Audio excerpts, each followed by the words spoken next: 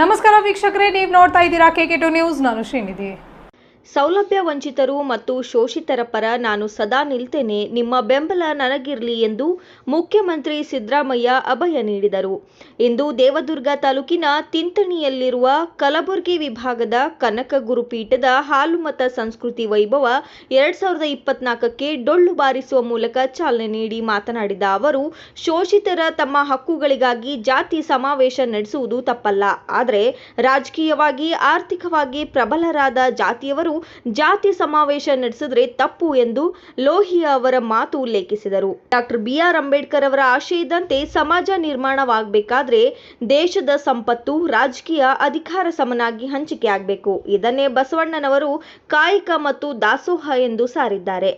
ಅದನ್ನು ನಾನು ಪ್ರತಿಪಾದಿಸುತ್ತೇನೆ ಎಂದು ಹೇಳಿದರು. ವರದಿ K Amrit Patil, KK2 news.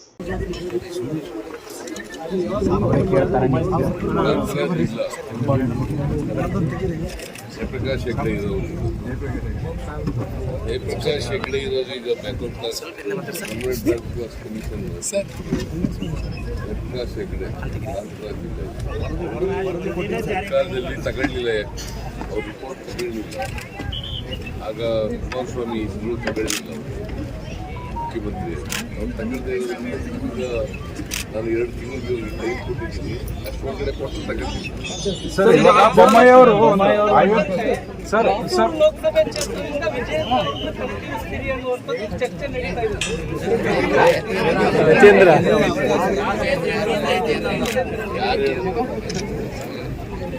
ಯಾರು ಹೇಳಿದ್ರಯ್ಯ? ನಾನು ಹೇಳಿದ್ದೀನ? ಇದ್ದಿದ್ರೆ ಹೇಳಿದ್ದೀನ? ಸರ್, ಇಷ್ಟು ದಿನ ಇವತ್ತೊಂದು ಸ್ಟೇಟ್ಮೆಂಟ್ ಕೊಟ್ಟಿದ್ದಾರೆ ಸರ್. ಮೈಸೂರಲ್ಲಿ ಏನಿದೆ, ನಿಮ್ಮ ಮಗನನ್ನು ಕಣಕ್ಕಿಳಿಸಿದ್ರೆ ಅಲ್ಲಿ ಮುಖ್ಯಮಂತ್ರಿ ಸನ್ ಆಫ್ ಪತ್ರಕರ್ತರ ಅನ್ನೋ ಫೈಟ್ ಇಡುತ್ತೆ, ಹಾಗಾಗಿ ಓಪನ್ ಚಾಲೆಂಜ್ ಕೊಟ್ಟಿದ್ದಾರೆ, ಸ್ವಾಗತ ಮಾಡ್ತೀವಿ ಅಂತ ಹೇಳಿದ್ದಾರೆ. ನಿಮ್ಮ ಮಗನ ಕಣಕ್ಕಿಳಿಸಿದ್ರೆ ನಾವು ಫೈಟ್ ಮಾಡ್ತೀವಿ ಅಂತ ಹೇಳಿದ್ದಾರೆ ಸರ್. ನೀನೇ ಇಳಿಸಾಗಿದ್ಯಾ? ಪ್ರತಾಪ್ ಸಿಂಹ ಹೇಳಿ ಸ್ಟೇಟ್ಮೆಂಟ್. ಪ್ರತಾಪ್ ಸಿಂಹ ಅವರು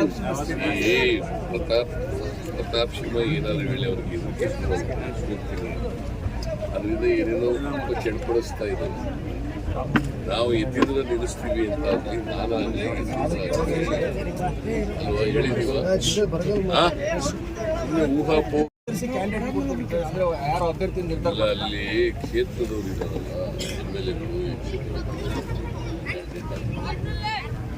ಆಮೇಲೆ ಬ್ಲ್ಯಾಕ್ ಕಮಿಟಿ ಇಂಪಾರ್ಟೆಂಟ್ ಅದೆಲ್ಲ ಅಭಿಪ್ರಾಯ ಮಾಡಿ ಅವ್ರು ಹೇಳೋದವ್ರಿಗೆ ಕೊಡ್ತೀವಿ. ಸರ್, ಸಿದ್ದರಾಮಯ್ಯ ಅವರು ಇಷ್ಟು ದಿನ ಅಯೋಧ್ಯೆಗೆ ಹೋಗಲ್ಲ ಅಂತ ಹೇಳಿ ಹೇಳ್ತಾ ಇದ್ರು, ಬಟ್ ವ್ಯಾಪಕ ವಿರೋಧ ವ್ಯಕ್ತ ಆಯ್ತು. ಹಾಗಾಗಿ 22ರ ನಂತರ ಅಯೋಧ್ಯೆಗೆ ಹೋಗ್ತಾ ಇದ್ದಾರೆ ಅಂತ ಹೇಳಿದ್ರು ಕೆಲವು. ಲೋಕಸಭಾ ಚುನಾವಣೆ ಹಿನ್ನೆಲೆ ಹೋಗಲ್ಲ ಅಂತ ಹೇಳೋದವ್ರು ಮೊದಲು ಈ ಬಿಜೆಪಿಯವ್ರು ಹೇಳೋದ್ ನೀ ಹೇಳ್ಕೊಬರಕ್ಕೆ ನೀನು ಬೇಕಾ?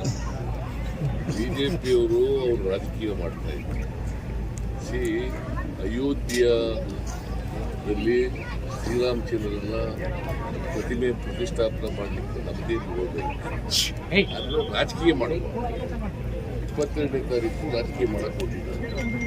ರಾಜಕೀಯವಾಗಿ ಸಭೆನ, ಉದ್ಘಾಟನಾ ಸಭೆನ ಬಳಸ್ಕೊಳ್ಳಲಿಕ್ಕೆ ಮಾಡಿದ್ದಾರೆ. ಅದನ್ನು ವಿರೋಧ ಮಾಡ್ತೀವಿ ಹೊರತು ನಾವು ಶ್ರೀರಾಮಚಂದ್ರನಾಗಲಿ ಶ್ರೀರಾಮ ಮಂದಿರ ಆಗಲಿ ಯಾವುದನ್ನು ವಿರೋಧ ಮಾಡಿ ಲೋಕಸಭಾ ಚುನಾವಣೆ ತೊಂದರೆ ಆಗುತ್ತೆ ಹೋಗ್ತೀನಿ ಅಂತಾಗಲಿ ಹೋಗಲ್ಲ ಅಂತ ಆಗಲಿ ಹೇಳಿಲ್ಲ.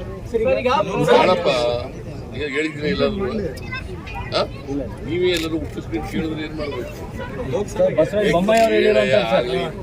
ಕೇಳ್ಬಿಟ್ಟು ಆಲೆ ಜಂಪ್ ಮಾಡ್ಬಿಟ್ಟೆ ನೀವು.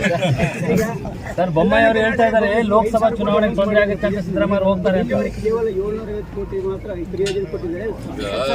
ಏನಾಯ್ತು, ಕಾನೂನಿನಲ್ಲಿ ಇವರು ಡೈರೆಕ್ಷನ್ ತಗೋಬೇಕು ಅಂತ ರಾಜ್ಯಪಾಲ ಅಲ್ಲಿ ಸ್ವಲ್ಪ ನಾವು ಅಧಿಕಾರಕ್ಕೆ ಬಜೆಟ್ ಬಳಸಿದ್ದು ಆಗಸ್ಟಿಂದ ಜಾರಿಗೆ ಬಂದಿದೆ. ಹಾಗಾಗಿ ಹೆಚ್ಚು ಖರ್ಚು ಮಾಡಲಿಕ್ಕಾಗಲಿಲ್ಲ.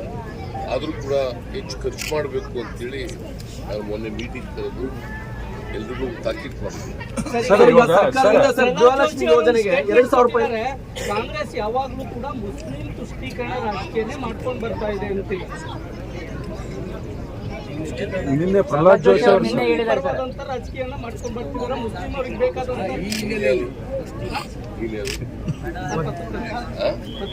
ಹಿಂದೂ ಅಲ್ಲ ಪರವಾಗಿ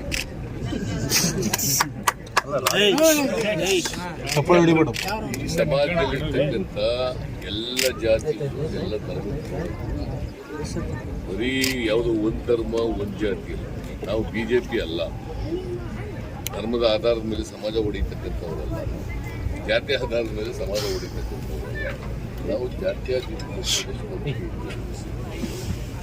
ಧರ್ಮ ನಿರಪೇಕ್ಷತೆಯಲ್ಲಿ ನಂಬಿಕೆ ಇಟ್ಟಿರ್ತೇವೆ. Congress party is secular party. Congress party ಸ್ವಾತಂತ್ರ್ಯ ತಕ್ಕೊಂಡು ಬಿಟ್ಬಿಟ್ಟವ್ರು ಏನಾದ್ರು ಈಗ ಬಿಜೆಪಿನ ಕಾಂಗ್ರೆಸ್ ಎಲ್ರು ಹಂಗೆ ಬಿಜೆಪಿ ಇದ್ದಾಗ ಮತ್ತೆ ಅಲ್ಲಿ ಎಲ್ರು ಅಂದ್ಬಿಡ್ತೀಯ. ಸರ್ ಈಗ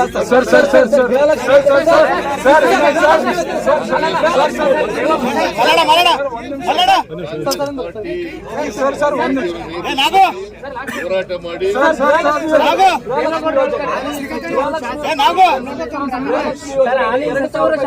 ಸಾಕಾಗ್ತಿಲ್ಲ ಅಂತೇಳಿ ಮಾಜಿ ಪ್ರಧಾನಮಂತ್ರಿ ದೇವೇಗೌಡರು ಹೇಳ್ತಾ ಇದ್ದಾರೆ. ಮಾಜಿ ಪ್ರಧಾನಮಂತ್ರಿ ದೇವೇಗೌಡರು